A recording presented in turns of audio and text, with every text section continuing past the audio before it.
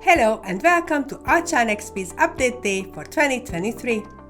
In today's event, we are excited to introduce you the new features of ARCHLine.XP version 2023, such as new fantastic rendering, ZWCAD plugin, color schemes, and many other.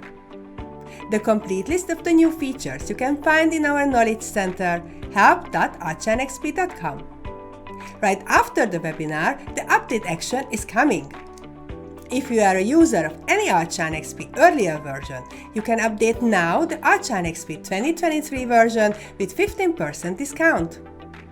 The action ends at 31st of October. For the details, please contact your local reseller or visit our website archline.xp.com. And now, let's start the update day.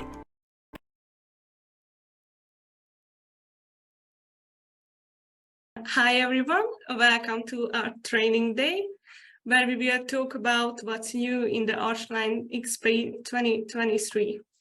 Let's get started.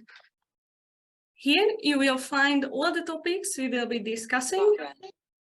And I also would like to draw your attention to the icons in the top right corner, where you will find our different articles and videos for all the topics we will discuss.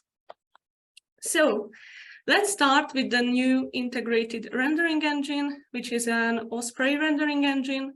Let's talk about a bit more presets. In terms of presets or settings, the low, the Q1, the medium, the Q2, and the custom, the QX levels allows you to consciously create the best quality image in few steps. The real-time draft rendering or the preview render in real time is still available, which automatically tracks and regenerates the image when changes occur in the project. The Q1 settings is provide fast and preliminary images. We recommend to use it in the beginning of the rendering process, as it quickly produces a worst quality image at low resolution. The Q2 presets produce a cleaner, better quality image. This is the next step of the rendering process.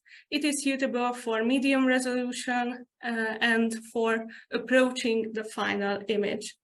And finally, the QX custom settings, which can be adjusted to the user's need. Values can be individually specified based on the number of light sources and model complexity. With the default settings, which is the samples per pixel 10 and render pass count 30, it is suitable for creating the final image at Full HD or higher resolution. Now let's talk about these custom settings. The first one is the sample per pixel. This refers to the number of ray tracing samples calculated per pixel in the image. It adjusts anti-aliasing, which smooths the jagged edges and visible jaggies along the object edges and the shadows. Increasing the number of pixel samplings will result in a cleaner, better quality image.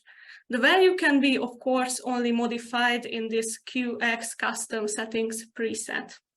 The usage recommendation or the suggestion you can see on the screen.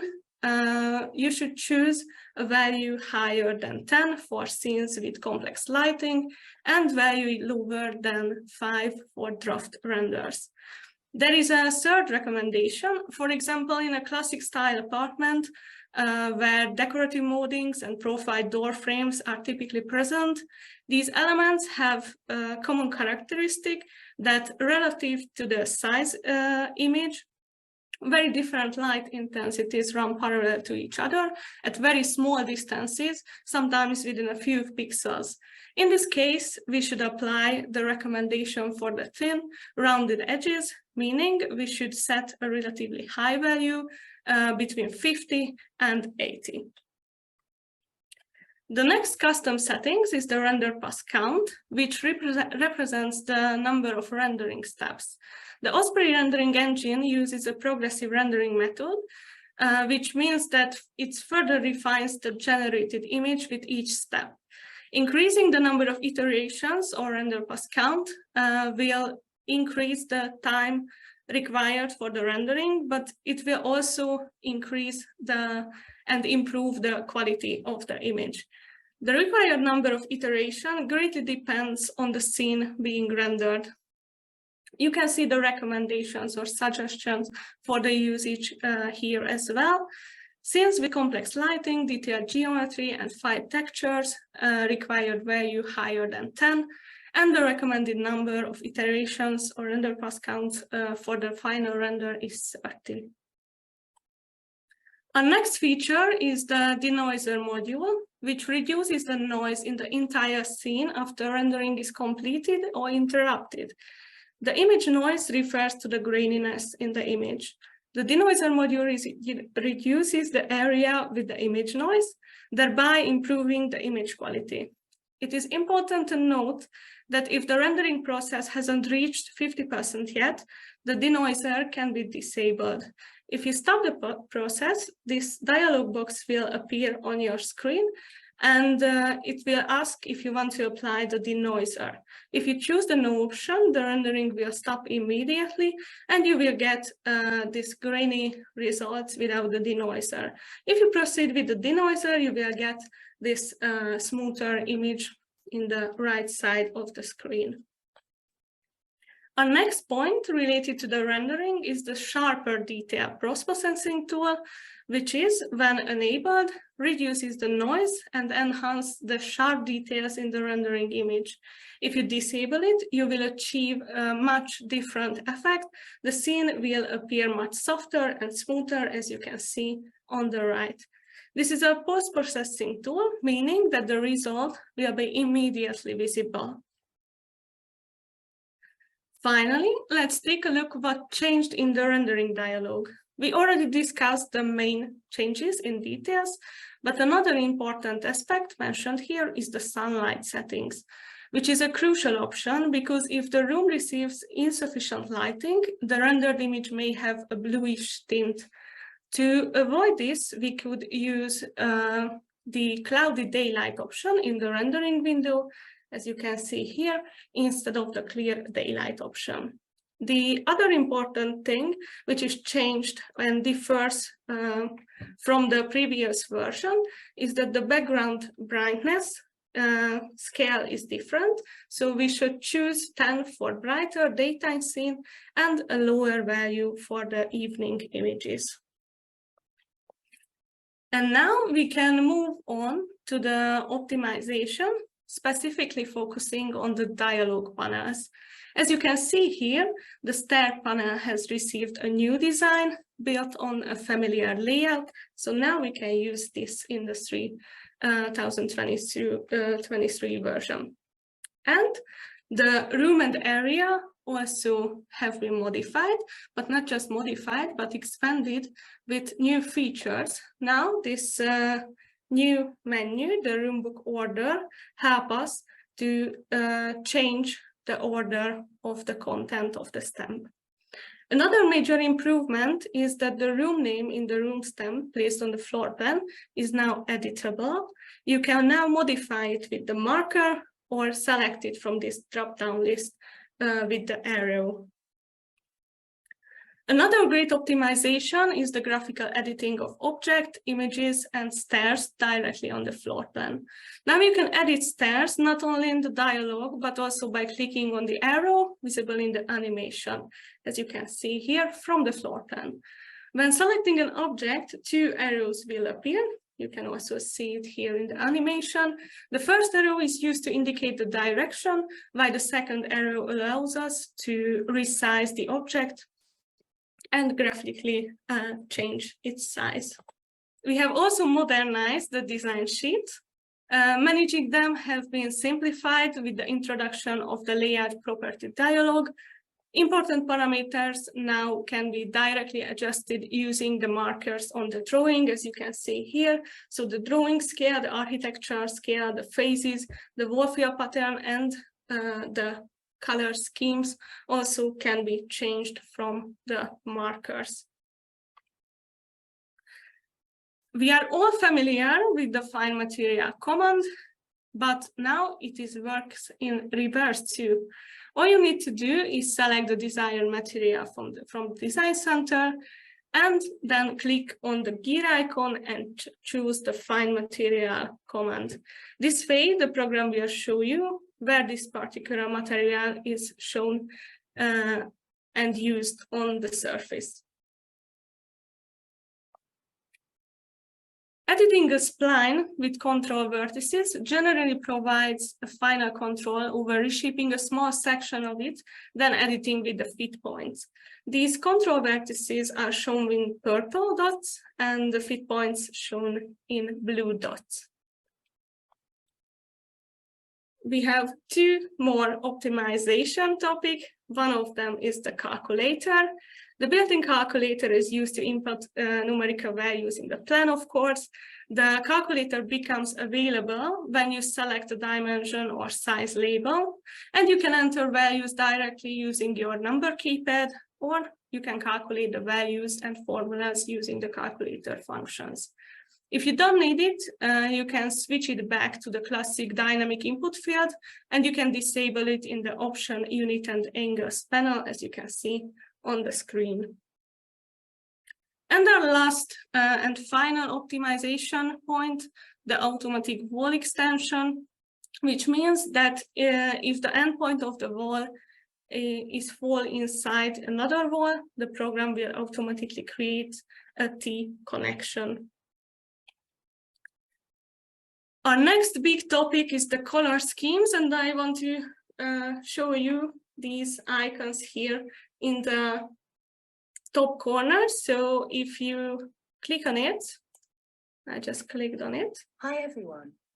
You will get our tutorial video, and you can learn more about the current topic. And here you can also reach our help desk, where you find very helpful articles and more details about the topic. So please check them out if you if you're not already checked our tutorials and help desk informations.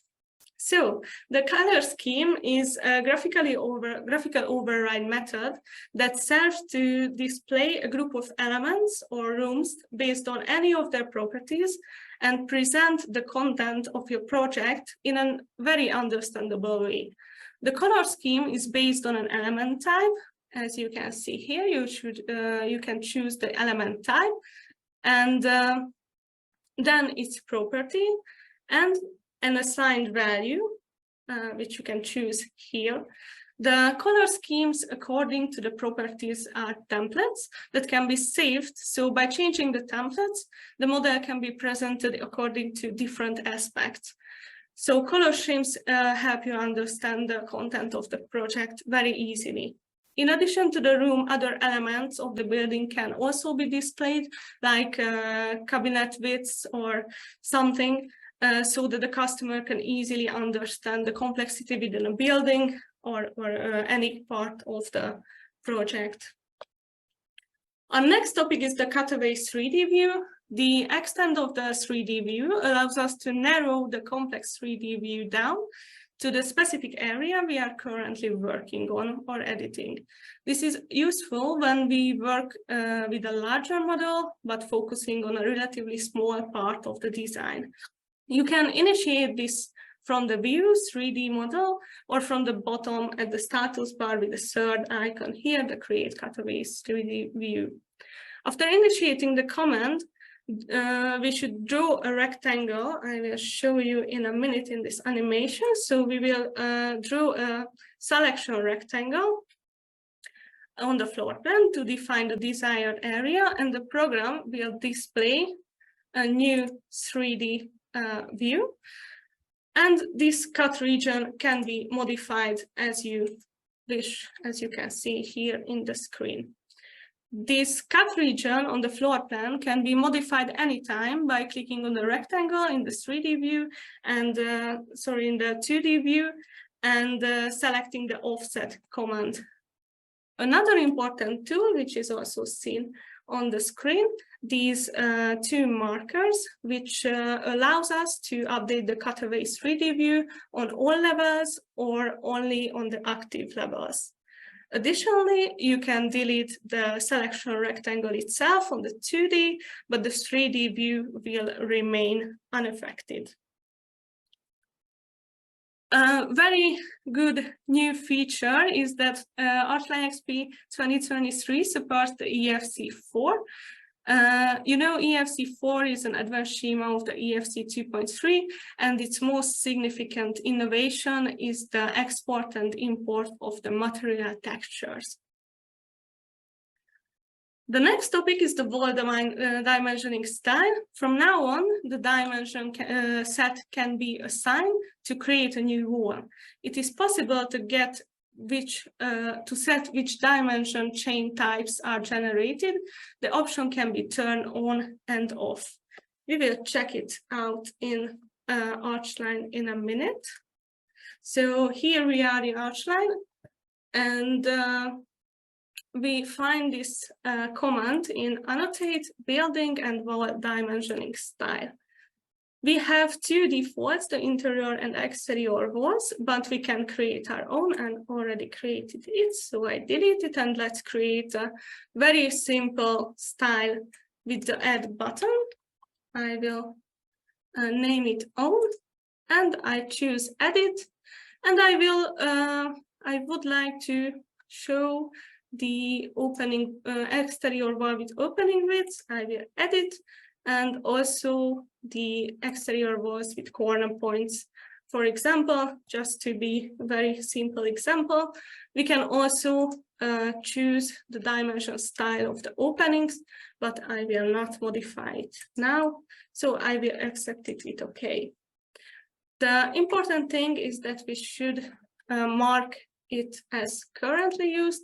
So I click that, and which I mentioned before, here is the switch for enable or disable the automatic dimensioning. However, we can also access it when we draw a wall. So I will draw a wall, and if I start it, here you can find the automatic wall dimensioning again, so you can disable and enable it. So let's draw a very simple 3 walls, not too much. You can see now the automatic dimensioning is working, and I also set up the opening width. So I will place a window, and I also place a door here. And now you can see that all I set it up in the dimensioning style. We can see when I just started to draw my building. So it is a very useful new feature. Okay. Our next topic is the 2-point perspective. The command allows us for directly set the perspective view with just 2 clicks in the 2D view. In this case, the field of view will be horizontal. We will also check this out in the ARCHLine just for a moment. So we can find it in the view perspective, define view by 2 points. And if I choose 2 points, you can see the 3D view already changed, and I have a new perspective initiated from the 2D view.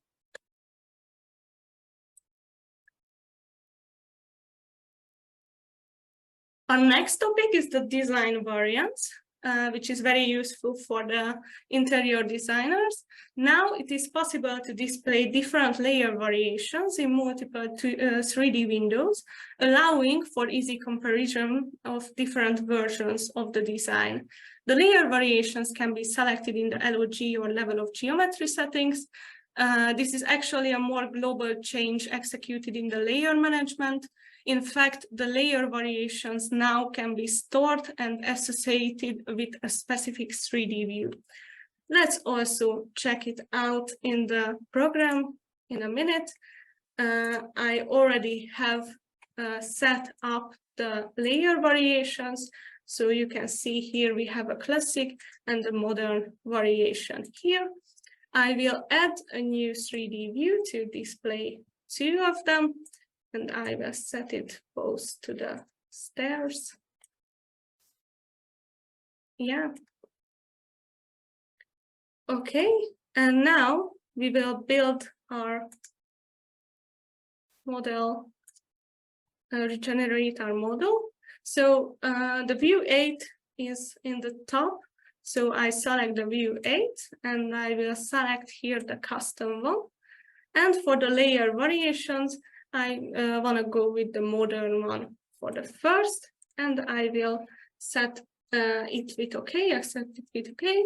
And after the generating, we should see the modern design variant on the top. Yeah. For the next one, which is the view 9, I will select it.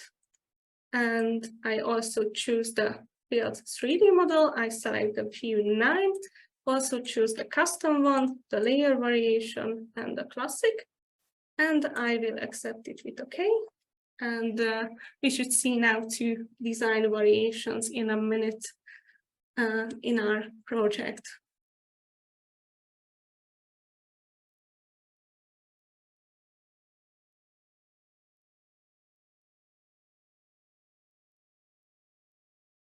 Yeah.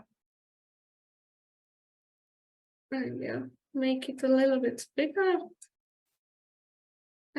But now you can see we have 2 different design variations, which is a very good way to show the customer the variants of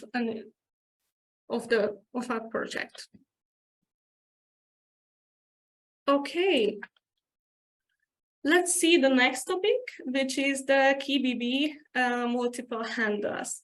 Now, in the new version, there is an option to place more than one handle on the front of a storage furniture, allowing for addition of different handles to the same drawer or door.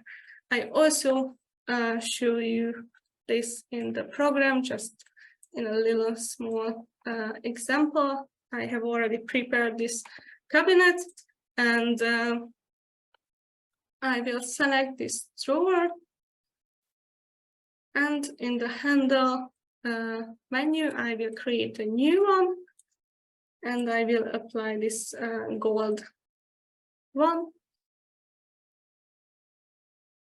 put it on the left side, and I should offset it a little bit. And with the create button, I will create our first handle. Then with the plus button, I can create another one. I choose the same handle, I choose the other side of the drawer, and I will create it. So now we have 2 handles on the same drawer. To save time and not doing it on the other 2 drawers, there is an option to copy this and place it here on the second one, and I will also place it on the third one. And now we have done very easily this little small drawer. Okay. And basically, our last topic is the construction animation, which is visually describes the construction sequence with the program timelines. Construction simulation offers a visual representation of the project construction stages, and it is a perfect complement to your 2D drawings and schedules. It makes easy to understand the project. The output, as you can see, this 3D animation with short clips generated from periods and selections assigned to the periods. To initiate the command, you have to go to the View, Animation and Construction Simulation, and then this animation timeline at the bottom of the window will appear. By default, 3 rows are created for each new project, which of course can be modified, deleted, or additional rows can be added. These rows represent events, and or activities and are already named, you can add new rows, as I mentioned, in the activity menu, or delete them as needed. Sub-events or sub-activities also can be created within them, and different periods can be assigned to the specific activities. This Gantt chart also can be exported to Excel format for editing and providing further assistance in the design and scheduling process. Let's continue. What is a floating license? How it is different from an exclusive software license? In short, an exclusive software license allows only one user to access the software. A floating license allows an authorized group of users to access the software for shared use. This means that you must purchase a floating license if you want to share the use of the software among a group of users. If you have an exclusive license, only one user is authorized to use the software, who can transfer it to another computer using the deactivation and activation method, example from a desktop to a laptop. If you have the floating license, the software is available to multiple users. Let's see an example. Let's use a restaurant analogy. An exclusive license is like the reserved table in a restaurant. If the person reserving the table has not yet arrived, no one else can sit at the table either. A floating license is like tables in a restaurant. Anyone can come and take a seat, but if all the seats and tables are occupied, you will have to wait for a table to become available. So which version you should buy? Well, let's say you have 3 designers at your company who need to use the software, but not all of them at the same time. In this case, instead of buying 3 exclusive licenses, you can buy 1 or 2 floating licenses, which is definitely cheaper. The software can now be shared between these 3 designers. In summary, an exclusive license refers to an exclusive use of the software, while the floating license refers to the shared use of the software, which is often more cost-effective. Let's quickly discuss the 3D warehouse topic too. The SketchUp 3D warehouse is no longer compatible with earlier version of ARCHLine.XP. In 2021, the owner of the 3D warehouse, Trimble, changed the download policy. ASCII pay files can only be downloaded in the format of the last 3 years. So, if you want to use continuously the 3D warehouse object, ARCHLine.XP 2023 update is a very good decision for you. Our next topic is very interesting. It is about the point cloud. So the point cloud import extended with RCP and RCS file formats. ARCHLine.XP imports point cloud data from various file formats, now including RCP and RCS files too. The next news is about the ZWCAD and ARCHLine.XP plugin. As you know, BIM has become increasingly popular in the recent years, while the CAD software is still the most widely used software among architectural professionals. Therefore, the solution that integrates CAD and BIM software seamlessly can help you work efficiently in various design scenarios. The plugin allows direct transfer of drawings in DWG and IFC formats between these 2 programs, and avoid the tedious work with import and export tasks. ZWCAD and ARCHLine.XP provide efficient and effortless CAD BIM solution for those who are familiar with CAD but new to BIM. With this solution, they can take advantage of the superior 2D drafting capabilities in ZWCAD. Let's see the next topic, which is the split level height. Let's see how it works in ARCHLine. As you know, within the level, in the level manager, there is an option to specify the split level height. We set already 1500 mm level shift for both the ground floor and the first floor in this current project. Now, as you can see, I already created 2 slabs. One is placed at the 0 level and one is placed on the level shift.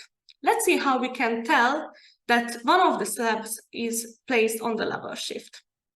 If I click on it and select it, on the left side of the slab properties, above the energy parameters, you can see that we used a level shift.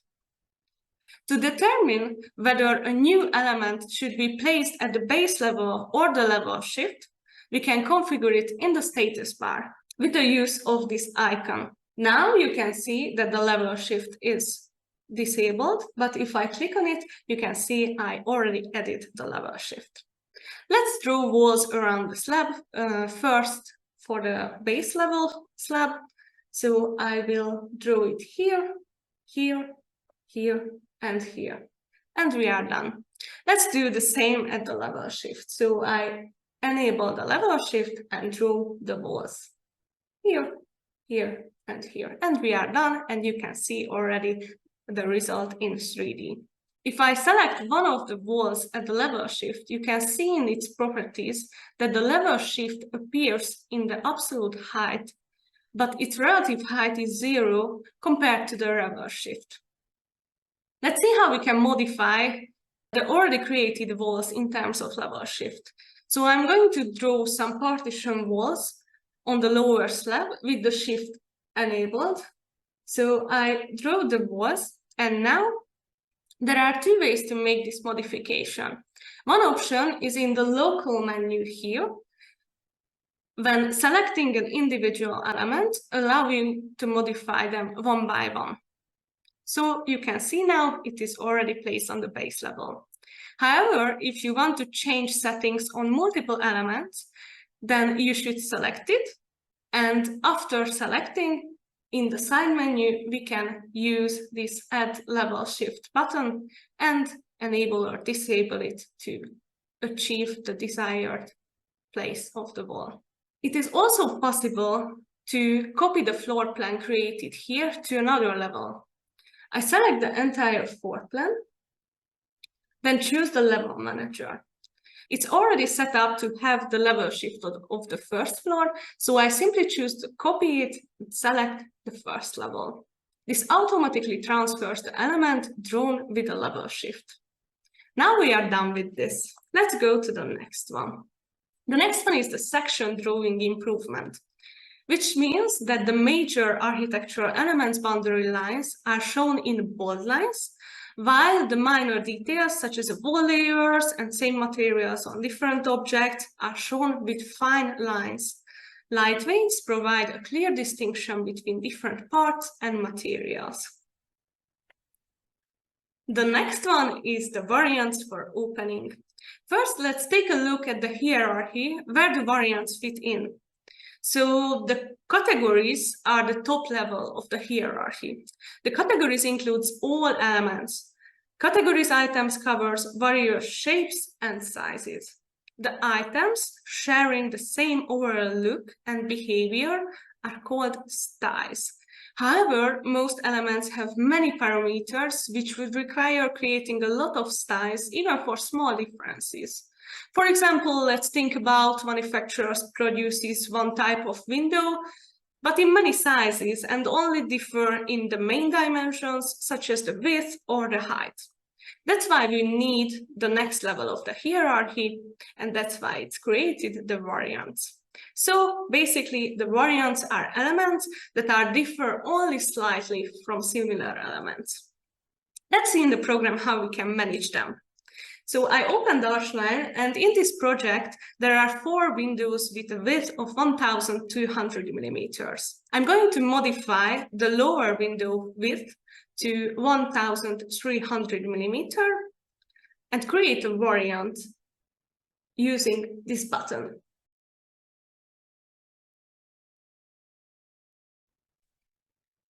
If we check the width of the window now, it has been changed to 1300 millimeters. Let's see how the variant we created appears in the design center. The small folder icon appears next to the element with variants. Choosing the fixed double window, we can already see the new variants what we created. We can also create variants from the design center. Let's explore that. So I select this window, click on the gear icon and select settings, and we reach this window. I will change the width to 1400 millimeter and save it as a variant. I name it and click OK. Now, from the Design Center, I will drop this variant to one of the windows. In the first dialog, I will click No, and in the next one, I can decide whether to replace the openings on the active level on all levels. I accept it with OK. If we look at the floor plan now, we can see that all 1200 millimeter windows have been replaced with the selected variant. Of course, the lower window was not changed because we already modified and created a variant for it. So basically, this is the essence of the variants, the ability to replace elements with certain properties in one step. It is also good to know that the variants are included in listings, reports, and calculations. They become independent elements, so we can use them as the base object. Okay, our next feature is the replace 2D symbols. The essence of this, that we often have objects that we download, making our top view quite complicated. This can make our design, the floor plan, a bit cluttered. Here is an example showing the difference between the clear symbols and the chaotic top view. Symbol replacement has another purpose. It makes it easier to define the feel of objects on a schematic floor plan, which we use to create colored floor plans to help understanding the design. But we will talk about this later. Let's see the symbol replacement in the program. There are several methods for symbol replacement. You can replace the top view of an object with a rectangle box or a selected library group. Let's start with this table. In the local menu, I will choose Edit and choose Replace it with a box. It has been done, and you can see the top view of the table is changed. It is very important to note that this will not only change the local version of the object, but it will also update the object library. So this will be the default top view for this table from now on. Let's check it out. I will search it from the Design Center and place it again. And as you can see, the top view now is a box that I replaced the default top view. The next object is this chair. I will choose here the Replace 2D symbol command, and this dialog box will appear. I need to select a group from the library that I want to use.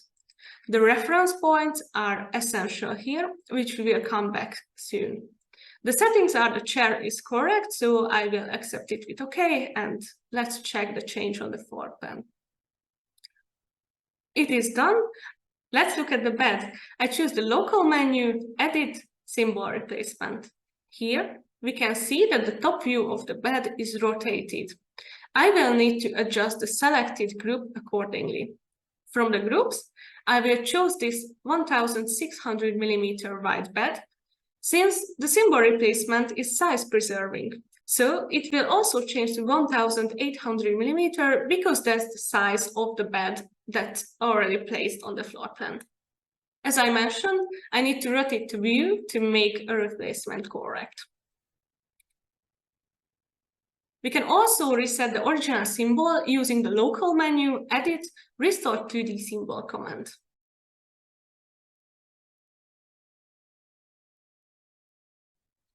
Now let's look at a factory object.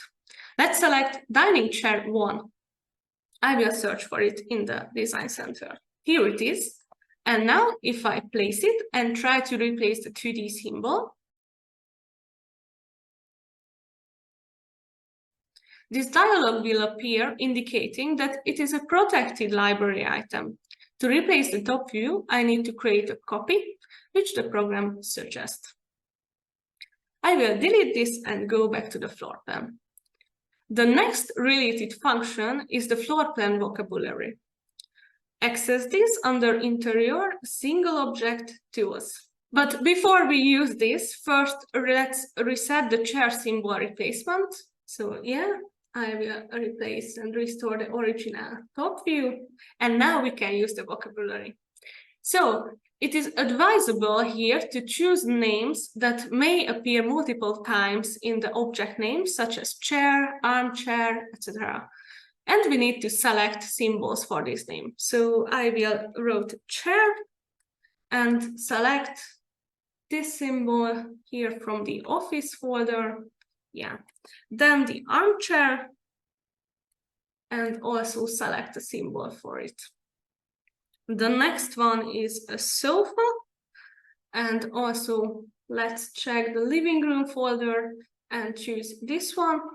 And the last one will be the bed, and also select a symbol for it. I will select the same one as we selected before, and we will see what will happen.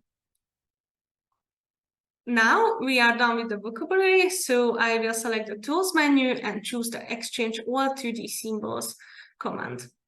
The program will search through my dictionary or my vocabulary, listing all the elements in the project whose names match completely or partially with it. Let's see the result. So all replacements were successful except the bed. As we saw earlier, the bed was saved in the library with the wrong orientation, causing the new symbol to be rotated. We can fix this as explained earlier. Okay, so our next topic is the object contour definition. We already talked about this. This feature will help us create colored floor plans. As you can see, we can use it when the outer boundaries are not closed and cannot be filled. In this case, the program automatically calculates and offers the nearest closest contour for selection. If neither option is suitable, you can edit the profile. Let's see it in practice. So let's use this same floor plan and focus on the dining area. Let's start with the dining table and set a fill color for it. Let's choose a brown one and make it as a solid fill. And here we are, we have the table colored. The next one is the chair. I will choose a grayish color for it.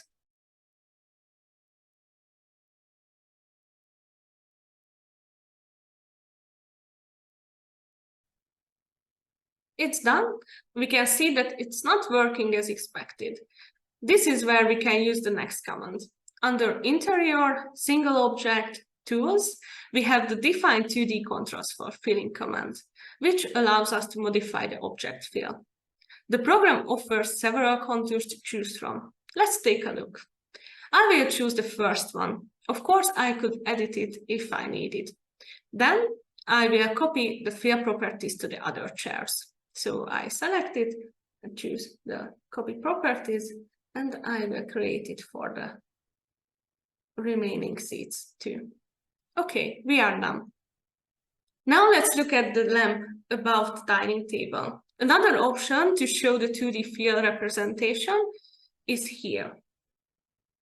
Let's see how this new command helps us in this case. Selecting the first option, I will make the necessary adjustment.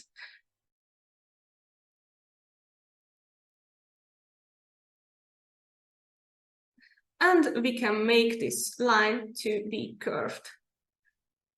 And as you can see, we get a very nice filling for the lamps. To finish our colored floor plan, let's also set the display order. So I first choose the lamp, and this will be the topmost. Then I will select the table and place it somewhere in the middle. And now we are done with the object contour definition. The next topic is the lights overview. Let's also take a look at this in ARCHLine. In this project, there are various light sources and light types. Let's use the command interior lighting show all lights to display all kinds of light sources, including the luminous text here, as you can see here in 3D. If a light fixture has multiple light sources assigned to it, you will see a number next to it. If you click on a light bulb, you can turn the light source on and off individually. The situation with the spotlight is similar. You will see individually the light sources of the spotlights. You can execute this command not only in the floor plan, but also in 3D, as you've seen in the presentation, and I will show you here. So you can also show it in 3D, and there will be displayed the light sources and also the number. And we reached the last topic, which is the Save project. And in this topic, there are some new features to note. In the case of the backup archives, after 3 daily backups have been created, the program will only replace the existing backup files if more than 60 minutes have passed since the last backup. Also, the archive files will be permanently deleted, so they are not go into the computer's recycle bin. The automatic backup interval can be adjusted from 60 minutes and upwards. So, if you don't manually save your project during your work, the program will automatically save it after 60 minutes. You can see it here. The third new feature is that the access path of the security archive is now changeable. This is important because it can also be moved to another drive if there is insufficient space on the 3 drive. And that was all. Thank you very much for joining me today for the update day. I hope you liked our new feature and excited about them. Thank you very much again. Bye-bye.